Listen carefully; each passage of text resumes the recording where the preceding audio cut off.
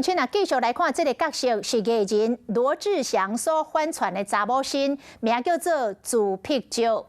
这个艺人罗志祥啊，这2年来是东山再起，唔拿伊本人成功来付出，参与宣传打扮做查某星，名叫做朱碧椒这个角色，最近嘛大大来抢红，甚至互泰国邀请去做泰国观光局的观光大使。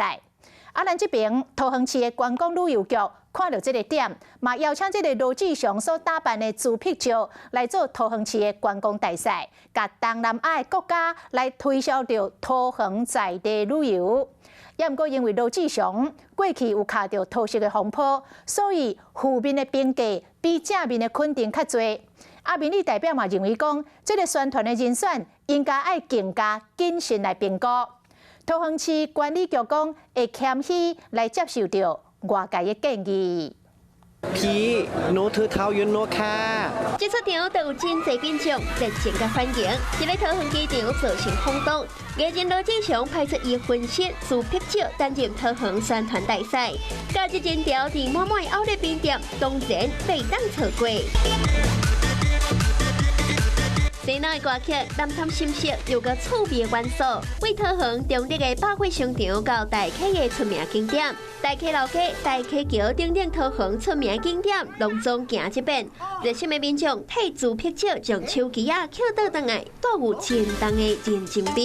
广告真热烈又个趣味，也毋过罗志祥真正要牵涉到桃色风波，这广告一个出来嘛引发着讨论。虽然说这2年重新调整出发，但民众对他既定的印象还在，甚至因为之前他的这个负面的形象，引发了众多女性网友的反弹。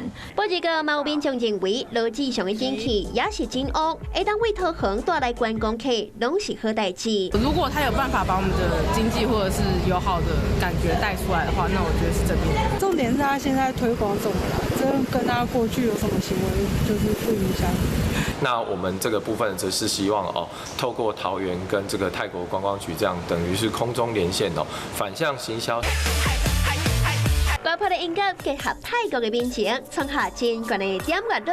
朱碧椒今年嘛担任泰国观光局的观光大使，推广美食也有景点。桃园市府都是上准安内日条，希望会当延续罗志祥伫泰国的高人气。面对着各方的意见，敢会当成功来创造观光的人气，嘛引发着大家关心。